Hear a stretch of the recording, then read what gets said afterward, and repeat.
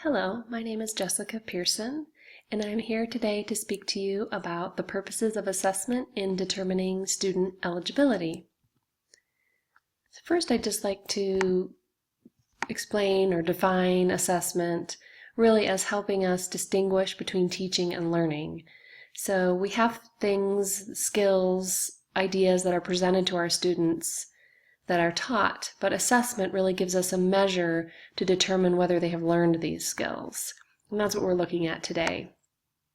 The four main purposes of assessment in special education are identification and referral, determination of eligibility, program planning, and program implementation and evaluation. Today we're focusing on using assessment to determine eligibility for services. That will be our focus.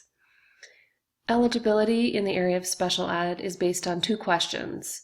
One, does the student have a school performance problem? And secondly, is that problem related to a disability? So that's what we're looking at when we administer assessments in the eligibility process. In order for assessments to be effective in determining eligibility, they must be thorough, systematic, they're individualized, and their goal is to figure out what the student's present level of performance is in the areas related to the suspected disability. So if there's a concern in math, then you would administer assessments related to math to determine where the student is performing at this point in time to make further decisions about services.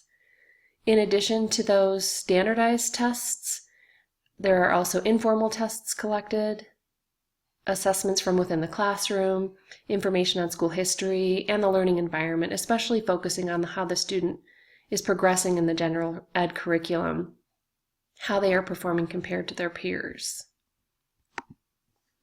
The process for assessment begins with an individualized assessment plan, which would include why the student was referred. It would focus on the relevant educational areas of concern and also provide information for programming how these deficits will be addressed. Throughout this process, parental consent must be obtained. Parents must be informed of the process. The administration, scoring, and interpretation of the assessment results will be our focus here. And finally, those results are then reported to the team.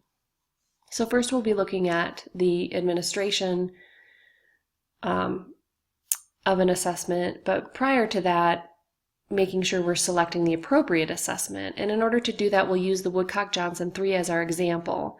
So when is the Woodcock-Johnson 3 an appropriate assessment? Well, it's defined as a useful measure for the assessment of school performance across a wide range of academic areas and ages.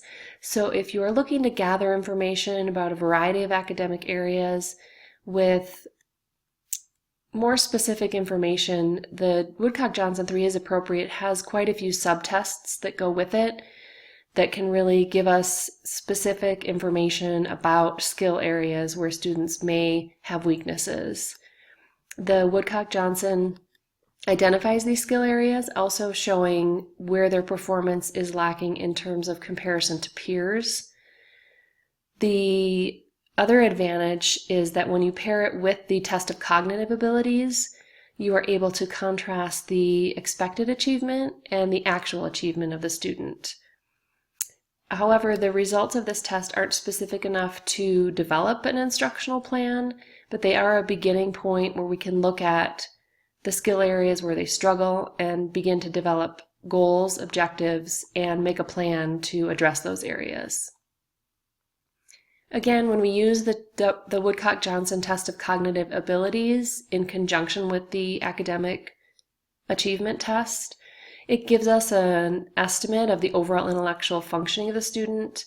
It produces measures of predicted achievement in certain academic areas, gives us some cognitive performance cluster results, in addition to specific subtests, including long-term retrieval, processing speed, phonemic awareness. Those kinds of skills are addressed within the cognitive abilities test. So it gives us a great amount of information there.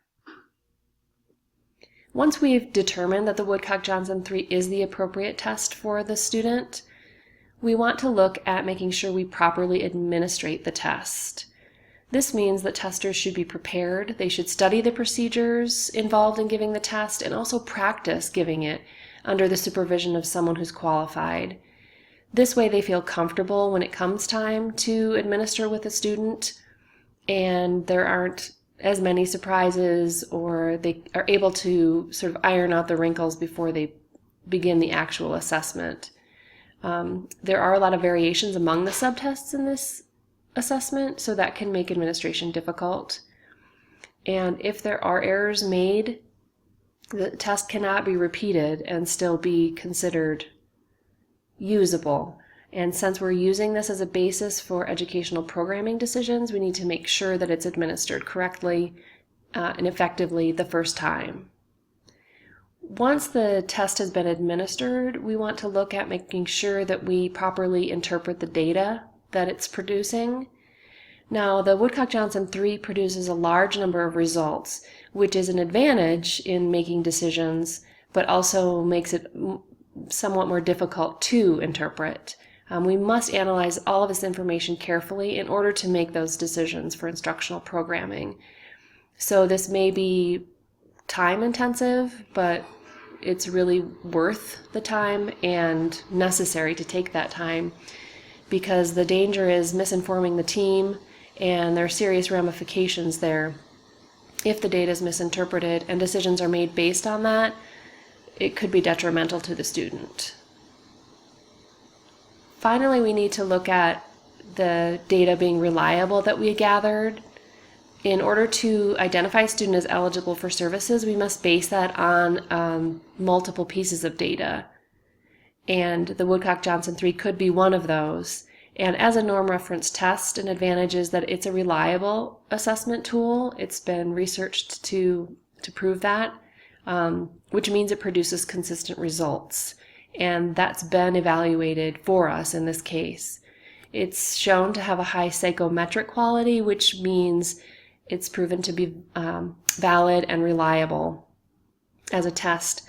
With one exception, the handwriting subtest is cautioned to have questionable reliability, so that's important to keep in mind. But again, if we're using this information for eligibility decisions, we need to make sure that what we're collecting is reliable and that we can use it to make appropriate decisions. In conclusion, I just want to remind the team that really it is our charge to make informed decisions for this student's programming. Proverbs 19:2 tells us it's not good for a person to be without knowledge, and he who hurries his footsteps errs.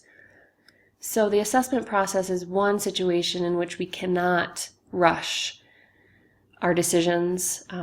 When we are administering, analyzing, and using the data to make decisions, we can't do that hastily. It's very important for the student's sake that we look at everything carefully and make informed decisions.